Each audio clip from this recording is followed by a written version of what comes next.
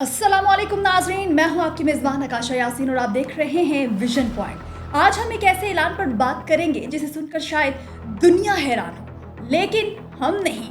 ये ऐलान दिया है आरएसएस के सरबराह मोहन भागवत ने, जिन्होंने कहा है कि संस्कृत पर भारतीय घर तक पहुंचाई जाए और रोजमर्रा की जुबान बननी चाहिए।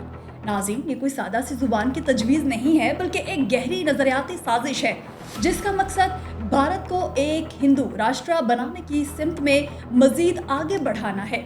मोहन भागवत का ये बयान इस हकीकत का मजहर है कि भारत की सबसे बड़ी इंतहा पसंद तंजीम अब सिर्फ नजरियाती दावों पर इक्तफा नहीं कर रही, वो अब माशरती, तालीमी, लसानी और सकाफती कब्जे की खुली कोशिशों पर उतर आई है। नाज़रीन, सवाल ये है कि संस्कृत को आम घरेलू जुबान बनाने का मुतालबा आखिर क्यों किया जा रहा है? क्या ये वाकई जुबान की मोहब्बत है या कुछ और? तो आइए इस मंसूबे की हकीकत जानते हैं।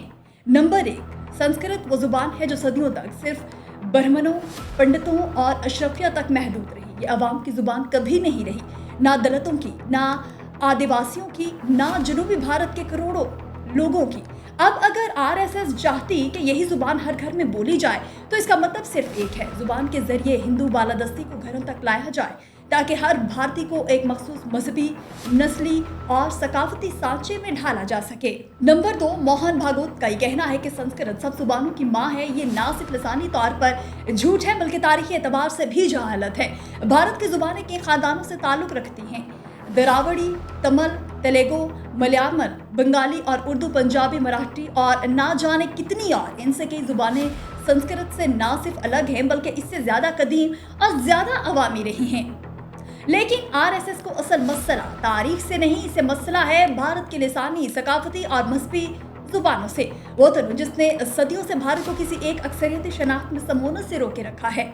नाजरीन, यही वो अमल है जो आरएसएस के रास्ते के सबसे बड़ी रुकावट है और अब वो जुबान के जरिए इस रुकावट को खत्म करना चाहती है। नंबर 3, संस्कृत को रोजमर्रा की जुबान बनाने का मुतालबा इस हिंदू राष्ट्र का फिक्री हिस्सा है, जिसमें ना मुसलमान को जगह है, ना सिख को, ना दलित को और ना द्राविड़ी को। ये सिर्फ इस भारत के लिए है जो मोदी, योगी और मोहन भागवत की सोच का आकाश है। इसी सोच के तहत मुसलमान नौजवानों को रोजगार नहीं मिलता, मुसलमान किराएदारों को घरों से निकाला जाता है और वो शहरियत तरमीमी कानून बनाया जाता है जो मुसलमानों को दूसरे दर्जे का शहरी बनाता है। और अब जुबान को इस्तेमाल किया जा रहा है। जुबान के पर्दे में पूरी कौम के जहनों को एक मखसूस रंग में रंगने की तैयारी हो रही है। नाजरीन, पाकिस्तान के लिए इस पूरे खेल में बहुत से इशारे मौजूद हैं। जब भारत अपनी आवाम को ब्राह्मणवाद की जुबान सिखा रहा हो, जब अकलियतों को मिटाने के लिए संस्कृत को अवामी सतह पर लाया जा रहा हो, तो समझ लीजिए ये सिर्फ भारत का अंदरूनी मामला नहीं, ये पूरे खित्ते के अमन, शनाख्त और अकलियतों की बका का मसला है।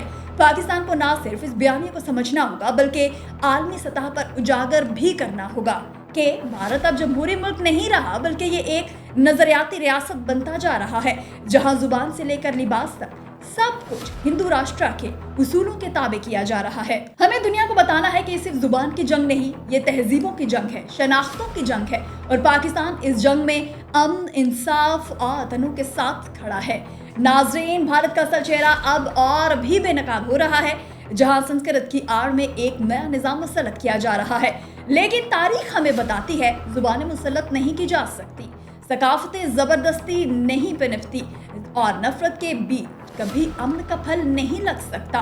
पाकिस्तान एक नजरिया है जो अमन, मसावत और मजहबी आज़ादी पर कायम है। हमें इस नजरिए को बुलंद रखना है, हर उस आवाज़ के मुकाबले जो ताकत से जहनों पर कब्जा करना चाहती है। अल्लाह पाकिस्तान का निगहबान हो। पाकिस्तान जिंदाबाद, पाक फौज पाइंदाबाद।